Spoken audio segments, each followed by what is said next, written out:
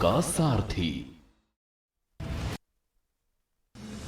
महाराष्ट्र में बस हादसा, 15 की मौत, 20 से ज्यादा घायल। बाइक सवार को बचाने के दौरान बस रेलिंग से टकराकर पलटी।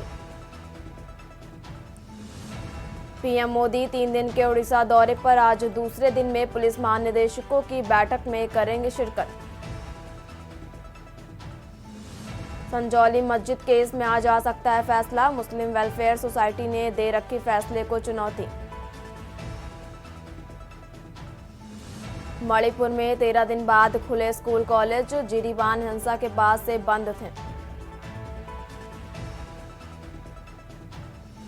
हिमाचल में ठंड से जमे झरने, सड़कों पर ब्लैक आइस देखने पहुंचे टूरिस्ट। मजबूर में कुल्लू मनाली की तरफ पलायन करते हैं लोग। स्वास्थ्य विभाग ने अफसरों को नई जिम्मेदारी, doctor Ratanpal Singh DG health बनाए गए, डॉक्टर सुषमा सिंह डीजी परिवार कल्याण बनाई गई। आप देख रहे हैं के न्यूज, खबरों का सारथी। नमस्कार, स्वागत है आपका के न्यूज इंडिया में और मैं हूं आपके साथ अविन्या राउत। देश की बात बुलेटिन की शुरुआत करते कुछ बड़ी और अहम खबरों के साथ और बड़ी जानकारी आपको राजधानी दिल्ली से बता रहे, जहां प्रधानमंत्री मोदी का उड़ीसा दौरा है आज और पीएम मोदी आज डीजीपी सम्मेलन में भाग भी लेंगे और ये बड़ी जानकारी आपको राजधानी दिल्ली से बता रहे हैं, जहां डीजीपी सम्मेलन को संबोधित करेंगे पीएम मोदी। गृह मंत्री अमित शाह भी आज जाएंगे ओडिशा और ये बड़ी जानकारी आपको राजधानी दिल्ली से बता रहे हैं, जहां डीजीपी सम्मेलन को संबोधित करेंगे पीएम नरेंद्र मोदी। केंद्रीय गृह मंत्री अमित शाह भी आज ओडिशा जाएंगे और ये बड़ी जानकारी आपको दिल्ली से बता रहे हैं, जहां डीजीपी सम्मेलन की अध्यक्षता करेंगे अमित शाह।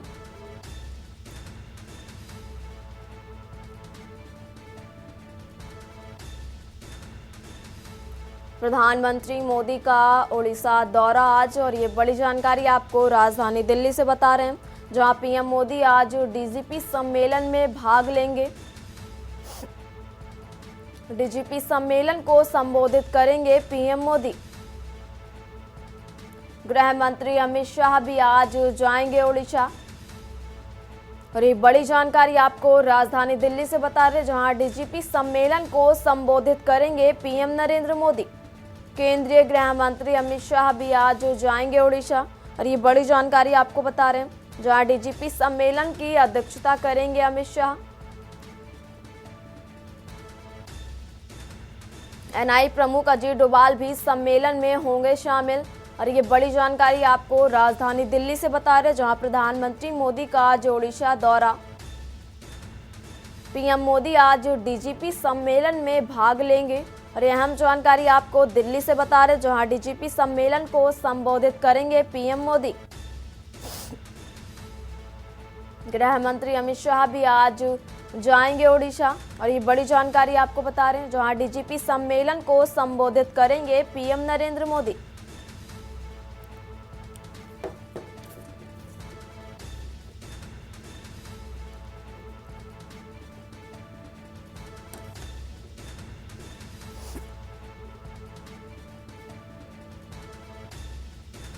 और इसी खबर पर ज्यादा जानकारी के लिए हमारे साथ विशेष संवाददाता अखिलेश सिंह जुड़े हुए हैं। अखिलेश जी, आपसे जानना चाहेंगे, प्रधानमंत्री नरेंद्र मोदी का आज उड़ीसा दौरा है, साथ ही डीजीपी सम्मेलन को संबोधित करेंगे पीएम मोदी, क्या कुछ है पूरी जानकारी? उड़ीसा की राजधानी में आज डीजीपी सम्मेलन चल रहा है। 3 दिवसीय डीजीपी सम्मेलन है। देश भर के इसमें पुलिस विभाग के आला अधिकारी शामिल हो रहे हैं। इसमें डीजीपी, आईजी, डीआईजी भी आमंत्रित किए गए हैं। तमाम अधिकारी पुलिस विभाग के देश भर से उड़ीसा की राजधानी भुवनेश्वर पहुंच चुके हैं और साइबर सुरक्षा, देश की सुरक्षा, ड्रोन सुरक्षा, तमाम लोग सुरक्षाओं को लेकर कैसे देश की सुरक्षा और आम प्रदेश में घटने वाली साइबर क्राइम की घटनाओं पर कैसे सुरक्षा के एहतियात बरते जाएं, इसको लेकर उड़ीसा के भुवनेश्वर में सम्मेलन चल रहा है। इस सम्मेलन में आज प्रधानमंत्री नरेंद्र मोदी भी शिरकत करेंगे। प्रधानमंत्री नरेंद्र मोदी जब यहाँ पहुंचेंगे उससे पहले केंद्रीय गृह मंत्री अमित शाह भी पहुंच जाएंगे। आज डीजीपी सम्मेलन की अध्यक्षता केंद्रीय गृह मंत्री अमित शाह करेंगे और केंद्रीय गृह मंत्री अमित शाह की अध्यक्षता में जब प्रधानमंत्री नरेंद्र मोदी पहुंचेंगे तो डीजीपी सम्मेलन को संबोधित करेंगे। डीजीपी सम्मेलन में प्रधानमंत्री संबोधन के दौरान भारत सरकार के द्वारा सुरक्षा के दृष्टिकोण से उठाए हुए कदम पर बोलेंगे। वहीं केंद्रीय गृह मंत्री जी। सुरक्षा को लेकर देश और प्रदेश समेत तमाम जगह पर जो सुरक्षा के कदम उठाए जा रहे हैं, उन सुरक्षा को लेकर किस तरह से पुलिस विभाग को सतर्क करना और एहतियात बरतना और उन पर कड़ी कार्रवाई करना, इस पर अमित शाह का भी एक संबोधन हो सकता है। इसके साथ ही साथ अंतर्राष्ट्रीय स्तर, राष्ट्रीय स्तर और संपूर्ण देश की सुरक्षा के मद्देनजर राष्ट्रीय सुरक्षा सलाहकार अजीत डोभाल पहुंच रहे हैं। भारत सरकार के सुरक्षा सलाहकार अजीत डोभाल भी आज सुरक्षा टिप्स को इन डीजीपी के सम्मेलन में अधिकारियों को दे सकते हैं, जिन पर पुलिस विभाग आगे सतर्क रहकर कार्रवाई करके और सुरक्षा के दृष्टिकोण से शांति व्यवस्था कायम करने में उनका इस्तेमाल कर सकती है। अच्छा अखिलेश जी, जानकारी ये भी मिली है कि केंद्रीय पुलिस संगठनों के प्रमुख भी होंगे शामिल। सुरक्षा दृष्टिकोण से डीजीपी रैंक के सभी पुलिस विभाग के अधिकारियों को शामिल किया गया है। वो डीजीपी रैंक के अधिकारी, चाहे वो सिविल पुलिस में हो, चाहे पैरामिलिट्री फोर्स में हो, चाहे सिक्योरिटी फोर्स में हो, सभी डीजीपी रैंक और आईजी रैंक के अधिकारियों को इस डीजीपी के सम्मेलन में आमंत्रित किया है। इस सुरक्षा दृष्टिकोण के स्तर से सभी अपने विभाग, अपने कार्य क्षेत्र में इसको अपनाकर शांति व्यवस्था और देश के माहौल में सुरक्षामय कायम करने में अपनी भूमिका अहम तौर पर निभा सके। जी ठीक है अखिलेश जी, आप हमारे साथ बने रहिए, आगे भी आपसे जानकारी लेते रहेंगे। और ये बड़ी जानकारी आपको राजधानी दिल्ली से बता रहे थे, जहां डीजीपी सम्मेलन की अध्यक्षता करेंगे आज अमित शाह। और प्रधानमंत्री का आज ओडिशा दौरा है, जहां एनआई प्रमुख अजीत डोभाल भी सम्मेलन में होंगे शामिल।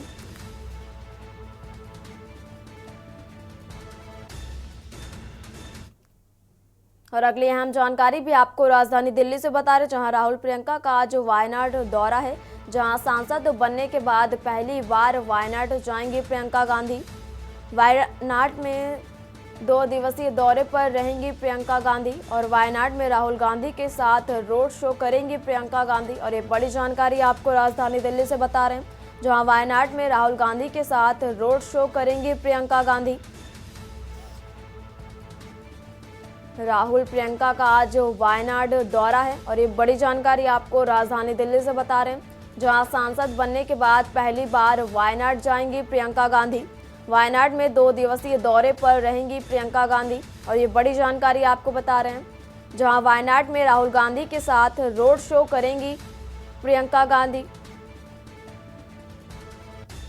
बड़ी जानकारी आपको राजधानी दिल्ली से बता रहे, जहां आज राहुल और प्रियंका का वायनाड दौरा है, जहां सांसद बनने के बाद पहली बार वायनाड पहुंचेंगी प्रियंका गांधी और वायनाड में 2 दिवसीय दौरे पर रहेंगे प्रियंका गांधी। वायनाड में राहुल गांधी के साथ रोड शो करेंगी प्रियंका गांधी और ये बड़ी जानकारी आपको राजधानी दिल्ली से बता रहे हैं, जहां आज वायनाड दौरे पर हैं। सांसद बनने के बाद पहली बार वायनाड जाएंगी प्रियंका गांधी।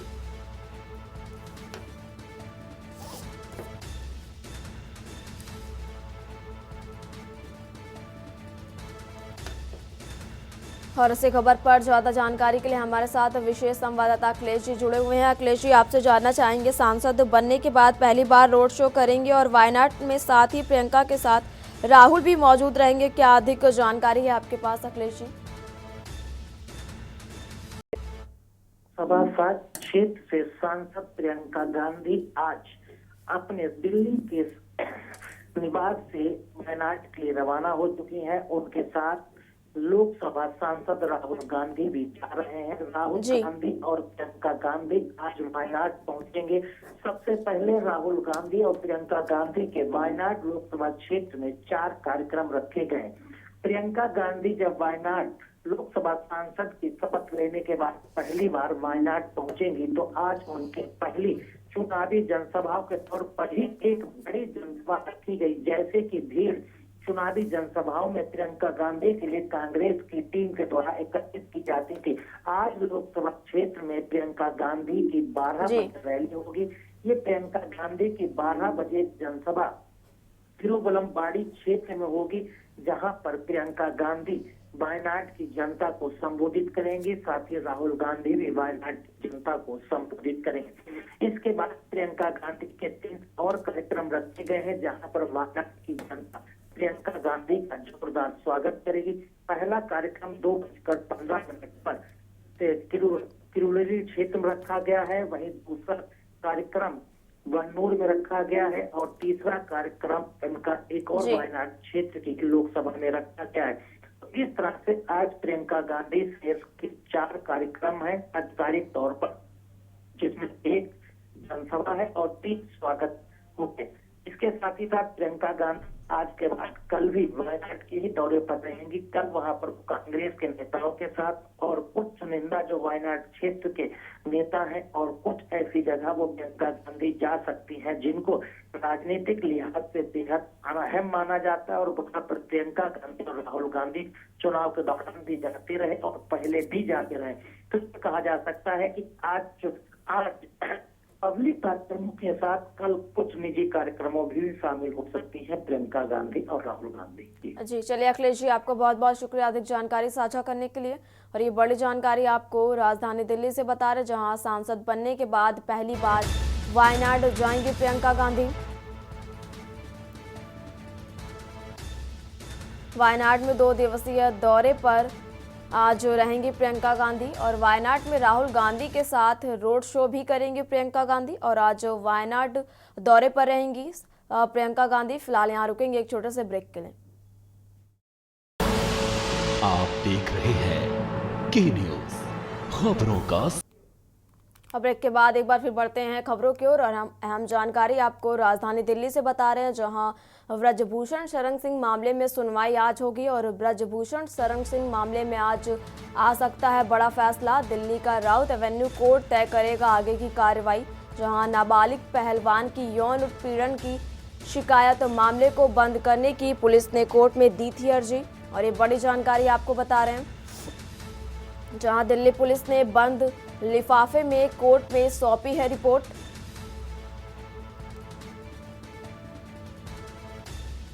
ब्रजभूषण शरण सिंह मामले में आज आ सकता है बड़ा फैसला। और एक बड़ी जानकारी आपको राजधानी दिल्ली से बता रहे हैं, जहां दिल्ली का राउज एवेन्यू कोर्ट तय करेगा आगे की कार्रवाई। और नाबालिग पहलवान के यौन उत्पीड़न की शिकायत पर आज इस मामले में सुनवाई होगी। और ये बड़ी जानकारी आपको राजधानी दिल्ली से बता रहे हैं, जहां ब्रजभूषण शरण सिंह मामले में आज आ सकता है बड़ा फैसला। और ये बड़ी जानकारी आपको राजधानी दिल्ली से बता रहे हैं, जहां राउज एवेन्यू कोर्ट तय करेगा आगे की कार्यवाही। और नाबालिग पहलवान यौन पीड़ित की शिकायत पर ये ब्रजभूषण शरण सिंह मामले में सुनवाई होगी आज।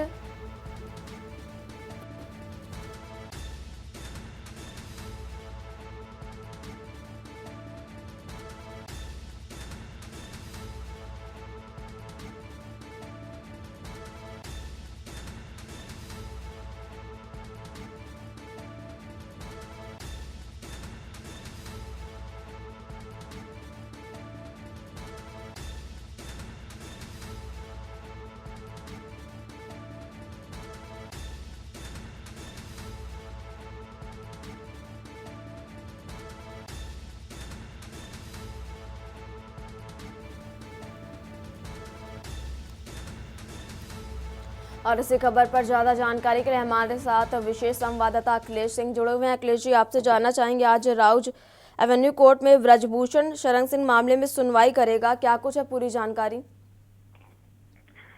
दिल्ली के राउज एवेन्यू कोर्ट आज ब्रजभूषण शरण सिंह के मामले में सुनवाई करेगा और फैसला भी सुनाएगा।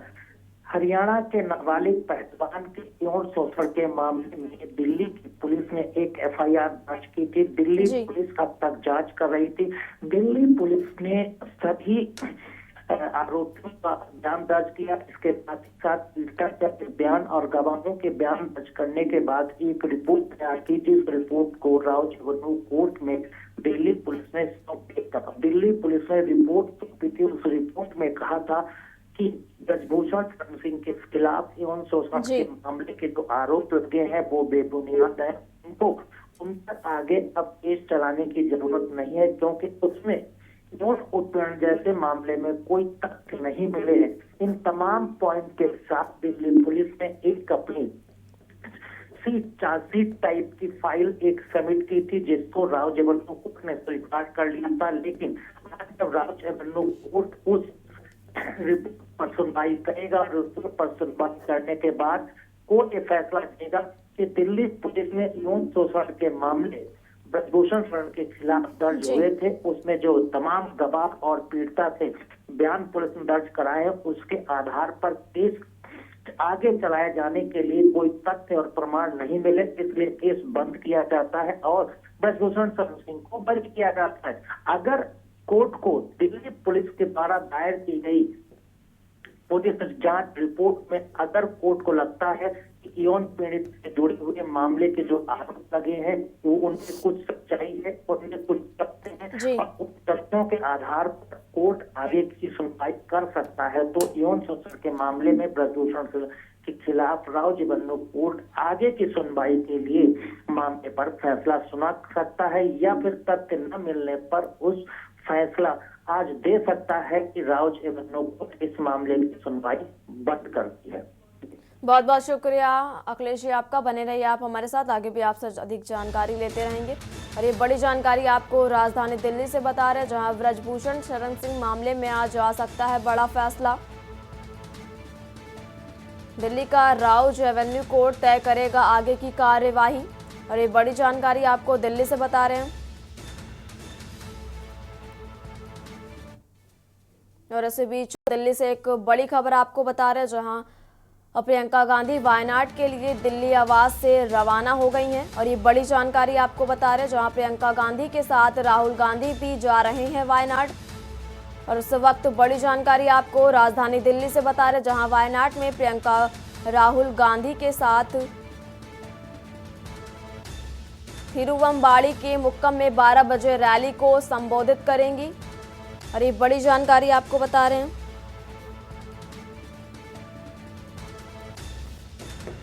सांसद के रूप में शपथ लेने के बाद प्रियंका गांधी पहली बार शनिवार को अपने निर्वाचन क्षेत्र का दौरा करेंगी। इस दौरान उनके भाई और लोकसभा नेता प्रतिपक्ष राहुल गांधी भी उनके साथ मौजूद रहेंगे।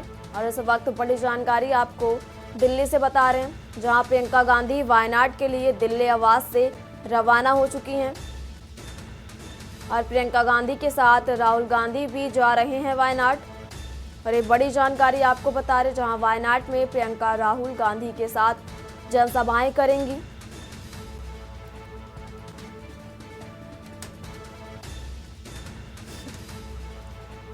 और इसी खबर पर ज्यादा जानकारी के लिए हमारे साथ विशेष संवाददाता अखिलेश जी जुड़े हुए हैं। अखिलेश जी, आपसे जानना चाहेंगे, प्रियंका गांधी वायनाड के दौरे के लिए अपने निवास से रवाना हो चुकी हैं, क्या कुछ है पूरी जानकारी? वायनाड लोकसभा क्षेत्र की सांसद और कांग्रेस नेता प्रियंका गांधी अब दिल्ली से वायनाड के लिए रवाना हो रही हैं और वो अपने दिल्ली के सरकारी आवास से दिल्ली एयरपोर्ट के लिए रवाना हो रही हैं, जहां से वो राहुल गांधी के साथ वायनाड के लिए रवाना होंगी। दिल्ली से रवाना होने के लिए उनके साथ राहुल गांधी भी मौजूद। राहुल गांधी प्रियंका गांधी एक साथ दिल्ली से एयरपोर्ट से रवाना हुए, जहां से वो वायनाड जाएंगे। और वायनाड में प्रियंका गांधी की 4 चुनावी कार्यक्रम रखे गए हैं। इनमें चुनावी कार्यक्रमों में सबसे पहला कार्यक्रम प्रियंका गांधी का चुनावी रैली के तौर पर रखा गया है। और वहीं अगर दूसरा कार्यक्रम देखा जाए तो उत्तर 2:15 पर पुरलई में एक स्वागत समारोह उत्सव के दौरान रखा गया है। 3:30 पर बंडूर के क्षेत्र में एक जोरदार रोड शो के दौरान स्वागत रखा गया है। वहीं 4:30 पर एकावन्नी क्षेत्र में प्रियंका गांधी के रोड शो के दौरान वायनाड की जनता के द्वारा स्वागत समारोह रखा गया।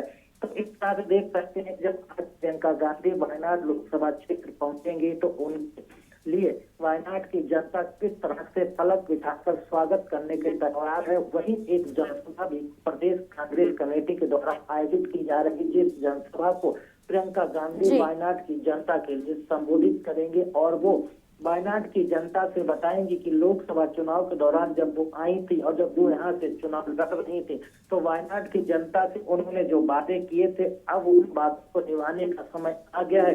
उन बातों पर खरे उतरने का समय आ गया है। प्रियंका गांधी उन बातों को याद दिलाकर जनता को भरोसा दिलाना चाहेंगी कि उन्होंने जो भी वादे, जो भी बातें वायनाड की जनता से की है, अब उनको वो पूरा करेंगे। जी चलिए अखिलेश जी, आप हमारे साथ बने रहिए, आगे भी आपसे जानकारी लेते रहेंगे। और ये बड़ी जानकारी आपको बता रहे, जहां वायनाड में प्रियंका राहुल गांधी के साथ जनसभा करेंगी और थिरुवंबाड़ी के मुक्कम में 12 बजे रैली को करेंगी संबोधित। और ये बड़ी जानकारी आपको बता रहे हैं।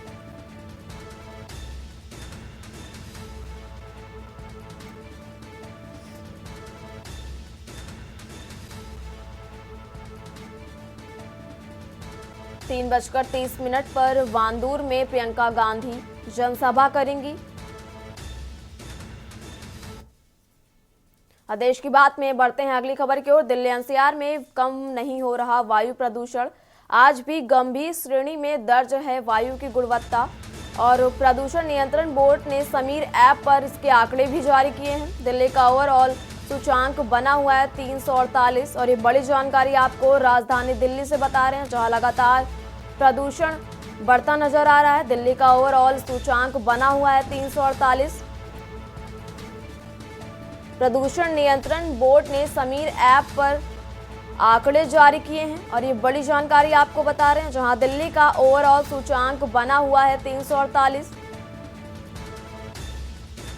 सूचांक 348 भू गंभीर श्रेणी में दर्ज किया गया है। दिल्ली के कई इलाकों में सूचांक 400 के पार।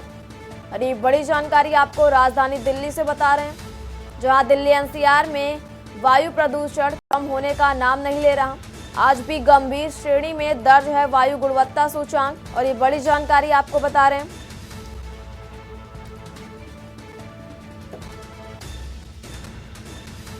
जहां दिल्ली का ओवरऑल सूचांक 348 बना हुआ है। प्रदूषण नियंत्रण बोर्ड ने समीर ऐप पर इसके आंकड़े भी जारी किए और ये बड़ी जानकारी आपको बता रहे हैं, जहां दिल्ली का ओवरऑल सूचांक 348 बना हुआ है और 348 सूचांक गंभीर श्रेणी में दर्ज किया गया। और दिल्ली के कई इलाकों में 400 के पार ये सूचांक पहुंचा है। और ये बड़ी जानकारी आपको बता रहे हैं, जहां दिल्ली एनसीआर में कम नहीं हो रहा है वायु प्रदूषण।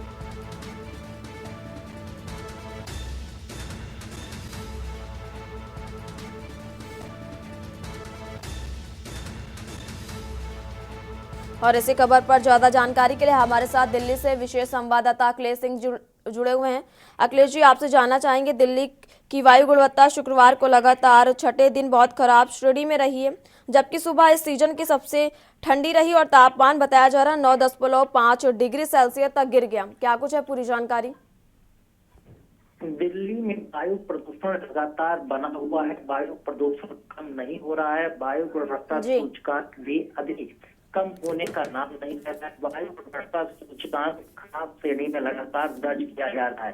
केंद्रीय प्रदूषण कंट्रोल बोर्ड के द्वारा समीर ऐप पर जो आंकड़े जारी किए गए हैं, उसके मुताबिक पूरी दिल्ली का अगर देखा जाए तो सामान्य तौर पर सूचकांक अभी भी 348 के आसपास बना हुआ है, जिसे खराब श्रेणी में माना जाता है। जब वायु गुणवत्ता सूचकांक 200 के नीचे जाने लगता है तो उसे सामान्य श्रेणी की ओर देखा जाता है। और अभी भी वायु गुणवत्ता सूचकांक दिल्ली में सामान्यतः 348 के आसपास है। वहीं अगर देखा जाए तो कई दिल्ली के ऐसे इलाके हैं जहां पर अभी भी वायु गुणवत्ता सूचकांक 400 के पार बना हुआ है। चाहे दिल्ली का वो आनंद विहार का इलाका हो, जहां पर बस अड्डा है, बस स्टैंड के आवाजान वाहनों की आवाजाही से प्रदूषण ज्यादा रहता है। इसके अलावा दिल्ली का आईटीओ का क्षेत्र, जहां पर आमतौर पर रेड लाइट होने की वजह से कई मिनट तक वाहनों को रुकते हैं, तो यहाँ पर भी प्रदूषण का जो स्तर है वो बहुत बढ़ा हुआ है। इसके अलावा दिल्ली के धौला कुआं क्षेत्र का ऐसा इलाका है जहां पर भी वायु प्रदूषण और वायु गुणवत्ता सूचकांक 400 के पार लगातार दर्ज किया जा रहा है। तो दिल्ली के कुछ ऐसे इलाके हैं और नई दिल्ली रेलवे स्टेशन का भी एक इलाका है जहां पर वाहनों की आवाजाही ज्यादा रहती है, यहाँ पर भी वायु गुणवत्ता सूचकांक ज्यादा बना रहता है। फिलहाल केंद्रीय प्रदूषण कंट्रोल बोर्ड की तरफ से दिल्ली की वायु को अभी खराब श्रेणी में दर्ज किया गया है और अभी 1-1.5 सप्ताह तक लगातार इसके बने रहने की उम्मीद भी जताई जा रही है। फिलहाल जब तक वायु प्रदूषण के कम होने की उम्मीद तब तक नहीं की जा सकती है जब तक एक बार बारिश नहीं हो जाती। अगर दिल्ली में एक बार बारिश हो जाती है तो उम्मीद की जा रही है कि पूरी तरह से वायु प्रदूषण समाप्त हो जाएगा, वायु गुणवत्ता सूचकांक सामान्य श्रेणी में आ जाएगा और जहरीली आबो हवा दिल्ली में खत्म हो सकती है। जी अच्छा, जैसे कि वहीं पर दिल्ली प्रदूषण में पराली जलाने की हिस्सेदारी कितनी मानी जा रही है प्रतिशत? दिल्ली एनसीआर के इलाके में पराली जलाने पर पुख्ता रोक लगी है, पटाखों को फोड़ने पर रोक लगाई गई है। दिल्ली सरकार के तरफ से पराली न जलाना और किसानों को केमिकल उपलब्ध कराया जा रहा है जिससे वो अपने खेतों की पराली को नष्ट कर सकते हैं। अगर पराली जलाने की घटनाएं बढ़ती हैं तो वायु प्रदूषण को बढ़ाने में इसमें अहम भूमिका पराली की होती है। लेकिन दिल्ली सरकार लगातार पराली न किसान जलाएं और उसको केमिकल उपलब्ध कराकर उसे नष्ट करें, इनको लेकर दिल्ली सरकार काम कर रही है। फिर भी पराली जलाने की 1-2 घटनाएं होती हैं, उसमें पुलिस एफआईआर दर्ज करती है, किसानों पर जुर्माना लगाकर उन पर कड़ी कार्रवाई की जा रही।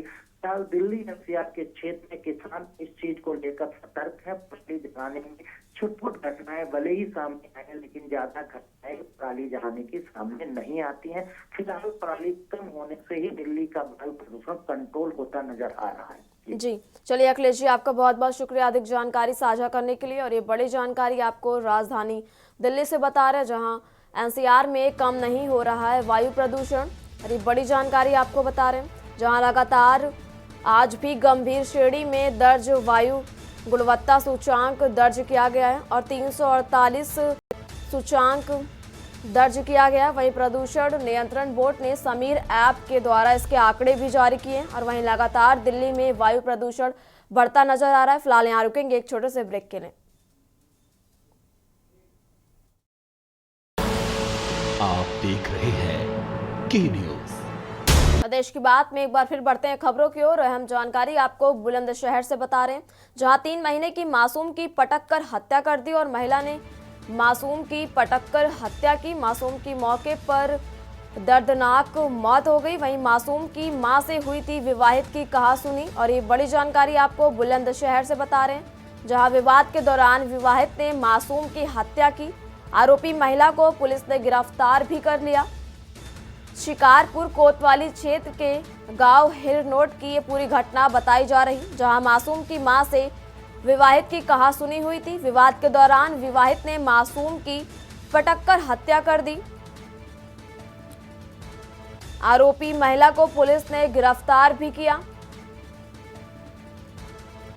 शिकारपुर कोतवाली क्षेत्र के गांव हिरनोट की ये पूरी घटना बताई जा रही। खबर आपको बुलंदशहर से बता रहे हैं जहां 3 महीने की मासूम की पटक कर हत्या कर दी गई। महिला ने की मासूम की पटक कर हत्या और ये बड़ी जानकारी आपको बता रहे हैं। मासूम की मौके पर दर्दनाक मौत हुई। मासूम की मां से थी विवाहिता की कहासुनी। मासूम की मां से हुई थी विवाहिता की कहासुनी और ये बड़ी जानकारी आपको बता रहे जहां विवाद के दौरान विवाहिता ने मासूम की हत्या की।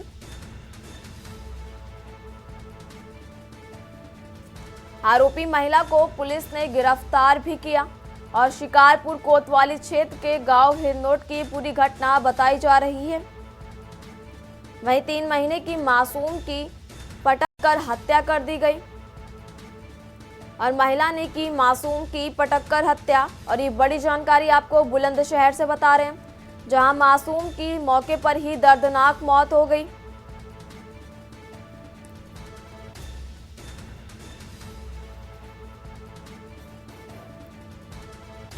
और इसी खबर पर ज्यादा जानकारी के लिए हमारे साथ संवाददाता अनिल मीणा जुड़े हुए। अनिल जी, आपसे जानना चाहेंगे मामूली विवाद में विवाहिता ने मासूम की हत्या कर दी, क्या कुछ है पूरी जानकारी? शिकारपुर कोतवाली क्षेत्र के हिंदौर गांव का मामला है, जहां मामूली सी कहासुनी को लेकर दो पक्षों में कहासुनी हुई थी। लेकिन एक महिला ने 3 माह की मासूम बच्ची को मां के गोद में से छीनकर पटक पटक के उसको मार डाला है। और मारने के बाद अगर बात की जाए तो उसकी मौके पर ही दर्दनाक मौत हो गई है। हालांकि जो दूध में ही जो बच्ची थी उसको लेकर वहां घटना की जो सूचना थाना पुलिस शिकारपुर को मिली तो मौके पर पुलिस पहुंची। हालांकि पुलिस ने जो आरोपी महिला है उसको गिरफ्तार कर लिया और जो बच्ची है, मासूम बच्ची है, उसके शव को पोस्टमार्टम के लिए भेज दिया गया है। हालांकि जो पुलिस का कहना है, पुलिस ने जो कहना है कि इनमें 2 दिन से कहासुनी चल रही थी, लेकिन आज जो एक दर्दनाक घटना को अंजाम दिया गया है महिला के द्वारा, क्योंकि जो मासूम जो बच्ची थी उसको महिला माँ की गोद में से छीन के और पटक के जिस तरह जमीन पे मारा था, तो मौके पर ही महिला जो बच्ची है उसकी मौत हो गई है। और मौत के बाद पुलिस ने हालांकि जो आरोपी महिला है उसको गिरफ्तार कर लिया। गिरफ्तार करने के बाद में पुलिस ने सबको पोस्टमार्टम के लिए भेज दिया है। और पुलिस का ये भी कहना है कि जो और भी अगर इसमें जांच की जा रही है, जांच के बाद जो भी और भी दोषी होंगे तो उनके खिलाफ भी सख्त कार्रवाई की जाएगी। जी चलिए अनिल जी, आपका बहुत बहुत शुक्रिया अधिक जानकारी साझा करने के लिए। और ये बड़ी जानकारी आपको बुलंदशहर से बता रहे हैं, जहां मासूम की मौके पर ही दर्दनाक मौत हो गई। मासूम की मां से हुई थी विवाहिता की कहासुनी। और ये बड़ी जानकारी आपको बुलंदशहर से बता रहे हैं, जहां मासूम की मां से विवाहिता की कहासुनी हुई थी।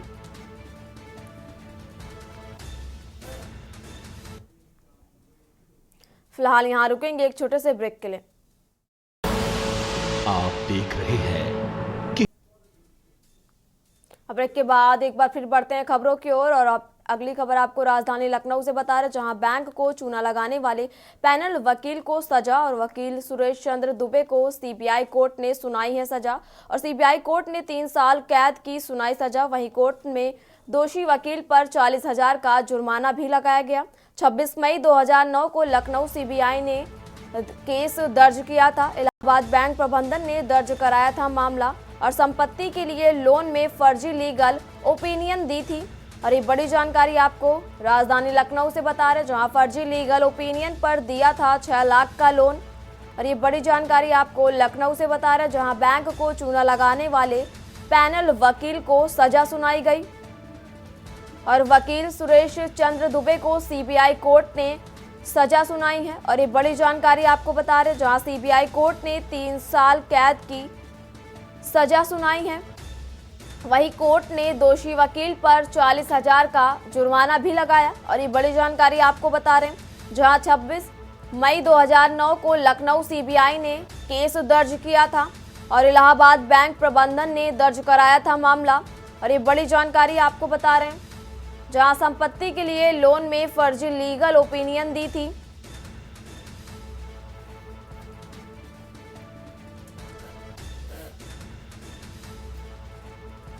बैंक को चूना लगाने वाले पैनल वकील को सजा सुनाई गई और वकील सुरेश चंद्र दुबे को सीबीआई कोर्ट ने सजा सुनाई है। और ये बड़ी जानकारी आपको राजधानी लखनऊ से बता रहे, जहां सीबीआई कोर्ट ने 3 साल कैद की सजा सुनाई है। कोर्ट ने दोषी वकील पर 40,000 का जुर्माना भी लगाया।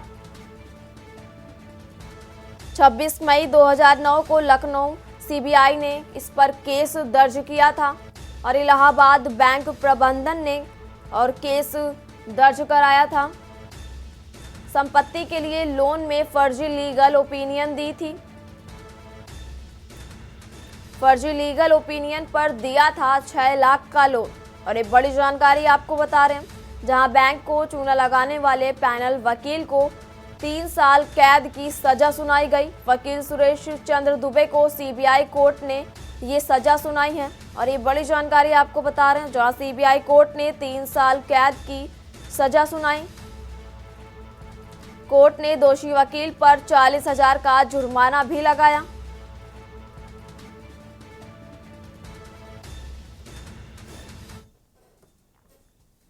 और अगली अहम खबर भी आपको राजधानी लखनऊ से बता रहे, जहां जेसीपी क्राइम का बड़ा एक्शन। गैंगस्टर आरोपी की संपत्ति होगी कुर्क। आरोपी आलम 35.5 लाख की संपत्ति होगी कुर्क। और ये बड़ी जानकारी आपको राजधानी लखनऊ से बता रहे हैं, जहां जेसीपी क्राइम ने जारी किया है कुर्की का आदेश। सीतापुर थाना गांव क्षेत्र ग्राम भदेवा में है संपत्ति। पत्नी के नाम पर खरीदी संपत्ति को पुलिस करेगी कुर्क। और ये बड़ी जानकारी आपको बता रहे हैं,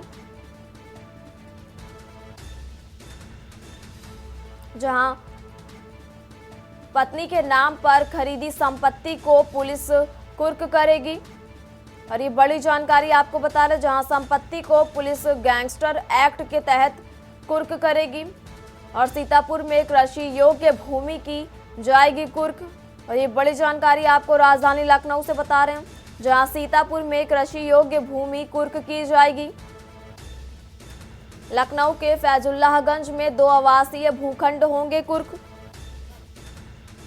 आलम पर लखनऊ सीतापुर जिले में दर्ज है 17 केस। और ये बड़ी जानकारी आपको बता रहे, जहां मारपीट, चोरी, जानलेवा हमला समेत अन्य धाराओं में केस दर्ज हैं।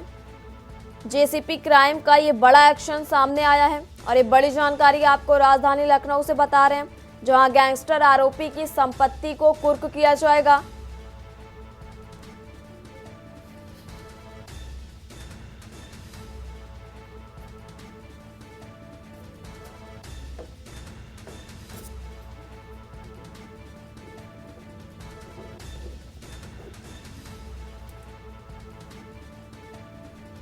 पत्नी के नाम पर खरीदी संपत्ति को पुलिस कुर्क करेगी।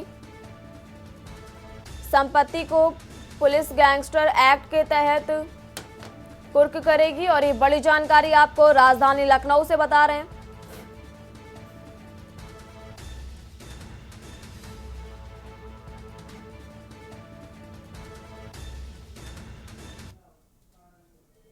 और अब अहम जानकारी आपको सहारनपुर से बता रहे हैं। और इस वक्त बड़ी खबर सहारनपुर से आ रही है। और इस बीच सहारनपुर से आपको खबर बता रहे हैं, जहां फाइनेंस कंपनी के ऑफिस पर हथियार बंद बदमाशों ने की फाइनेंस कंपनी के स्टाफ से लूट। और ये बड़ी जानकारी आपको बता रहे हैं, जहां मैनेजर कर्मचारियों को गन पॉइंट पर दिया अंजाम। 2.5 लाख नकदी, 5 मोबाइल, मैनेजर से चैन लूटी। और ये बड़ी जानकारी आपको बता रहे, जहां विरोध करने पर बदमाशों ने कर्मचारियों से मारपीट भी की। और ये बड़ी जानकारी आपको सहारनपुर से बता रहे, जहां भारत फाइनेंस कंपनी को बदमाशों ने निशाना बनाया। वहीं गर्ल्स डिग्री कॉलेज के सामने है फाइनेंस कंपनी का ऑफिस। और ये बड़ी जानकारी आपको बता रहे हैं, जहां सूचना मिलने पर कोतवाली बेहट पुलिस मौके पर पहुंची। गर्ल्स डिग्री कॉलेज के सामने है फाइनेंस कंपनी का ऑफिस। और ये बड़ी जानकारी आपको बता रहे हैं, जहां सूचना मिलते पर कोतवाली बेहट पुलिस मौके पर पहुंची और बदमाशों की तलाश में जुटी है पुलिस टीम। और यह अहम जानकारी आपको बता रहे हैं, जहां सहारनपुर की कोतवाली बेहट कस्बे की ये पूरी घटना बताई जा रही है, जहां फाइनेंस कंपनी के ऑफिस पर बदमाशों ने लूट की है। और हथियार बंद बदमाशों ने की फाइनेंस कंपनी के स्टाफ के साथ लूट। और वहीं मैनेजर कर्मचारियों को गन पॉइंट पर दिया है अंजाम। और ये बड़ी जानकारी आपको बता रहे, जहां 2.5 लाख नकदी, 5 मोबाइल और मैनेजर से चैन भी लूटी। वहीं विरोध करने पर बदमाशों ने कर्मचारियों के साथ मारपीट भी की।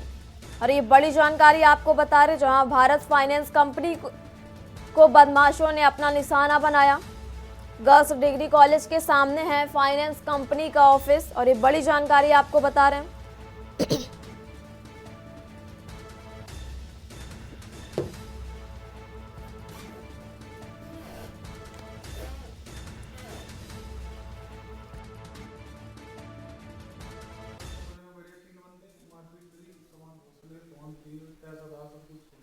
कितने लोग आए थे मारने में?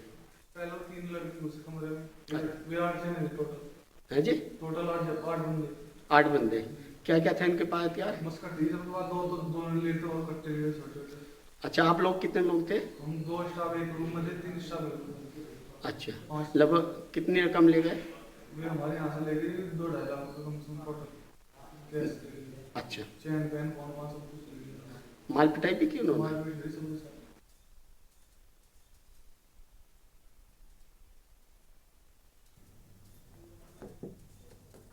और बड़ी जानकारी आपको सहारनपुर से बता रहे हैं, जहां फाइनेंस कंपनी को बदमाशों ने अपना निशाना बनाया है।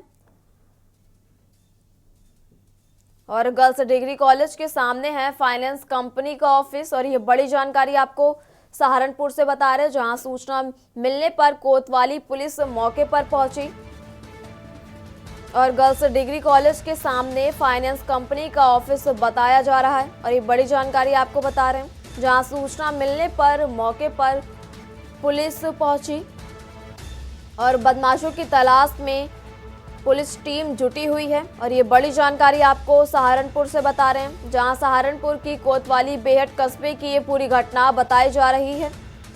और फाइनेंस कंपनी के ऑफिस पर बदमाशों ने लूट की। हथियार बंद बदमाशों ने की फाइनेंस कंपनी के स्टाफ से लूट। और ये बड़ी जानकारी आपको बता रहे हैं, जहां मैनेजर कर्मचारियों को गन पॉइंट पर अंजाम दिया और 2.5 लाख नकदी, 5 मोबाइल और मैनेजर से चैन भी लूटी। विरोध करने पर बदमाशों ने कर्मचारियों के साथ मारपीट भी की। और ये बड़ी जानकारी आपको बता रहे हैं, जहां भारत फाइनेंस कंपनी को बदमाशों ने अपना निशाना बनाया है। गर्ल्स डिग्री कॉलेज के सामने है फाइनेंस कंपनी का ऑफिस। सूचना मिलने पर कोतवाली बेहट पुलिस मौके पर पहुंची।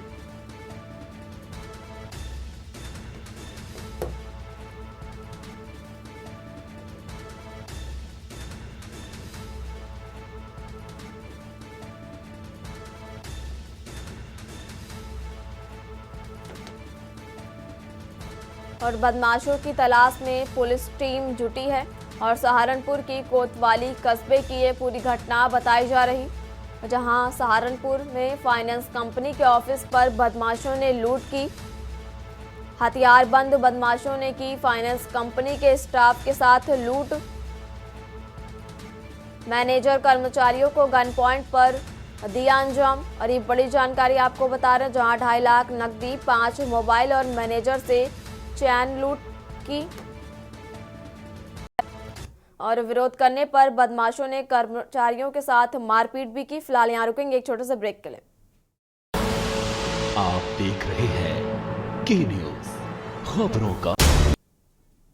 अब ब्रेक के बाद एक बार फिर बढ़ते हैं खबरों की ओर। इसी बीच महाराष्ट्र से बड़ी खबर आपको बता रहे हैं। और महाराष्ट्र से इस बीच बड़ी खबर आ रही है, जहां महाराष्ट्र में 5 दिसंबर को हो सकता है शपथ ग्रहण समारोह।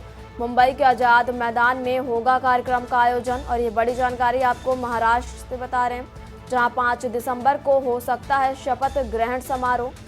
और ये बड़ी खबर आपको महाराष्ट्र से बता रहे हैं, जहां मुंबई के आज़ाद मैदान में होगा कार्यक्रम का आयोजन। और ये बड़ी जानकारी आपको बता रहे हैं, जहां महाराष्ट्र में 5 दिसंबर को हो सकता है शपथ ग्रहण समारोह। और ये बड़ी जानकारी आपको बता रहे हैं, जहां मुंबई के आज़ाद मैदान में होगा कार्यक्रम का आयोजन। जहां महाराष्ट्र में 5 दिसंबर को हो सकता है शपथ ग्रहण समारोह। और ये बड़ी जानकारी आपको बता रहे हैं, जहां मुंबई के आज़ाद मैदान में होगा कार्यक्रम का आयोजन। महाराष्ट्र में 5 दिसंबर को हो सकता है शपथ ग्रहण समारोह और मुंबई के आज़ाद मैदान में होगा कार्यक्रम का आयोजन। और ये बड़ी जानकारी आपको महाराष्ट्र से बता रहे हैं। देश की बात में फिलहाल इतना ही। आप देखते रहिए के न्यूज इंडिया। नमस्कार। आप देख रहे हैं के न्यूज, खबरों का सारथी।